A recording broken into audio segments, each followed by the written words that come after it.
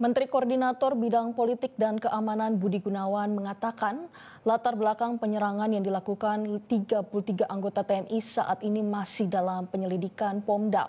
Proses hukum pun saat ini masih tengah berjalan dan dipastikan para pelaku akan ditindak dan diberi sanksi sesuai dengan ketentuan yang berlaku. Situasi saat ini sudah kondusif, adapun latar belakang yang menjadi penyebab ini masih dalam penyelidikan dari pihak Pomdam, Bukit 1 Barisan bersama kepolisian setempat.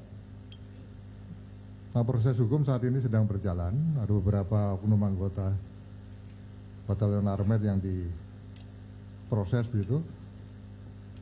Dan keterangan dari Pangdam, Bukit 1 Barisan telah menjelaskan bahwa prosesnya akan digelar secara transparan sehingga publik bisa mengawal dan mengikuti perkembangan kasusnya. Dan akan dijamin dan dipastikan bahwa para pelakunya yang terbukti bersalah akan ditindak dan diberi sanksi sesuai dengan ketentuan yang berlaku. Jelajahi cara baru mendapatkan informasi. Download Metro TV Extend sekarang.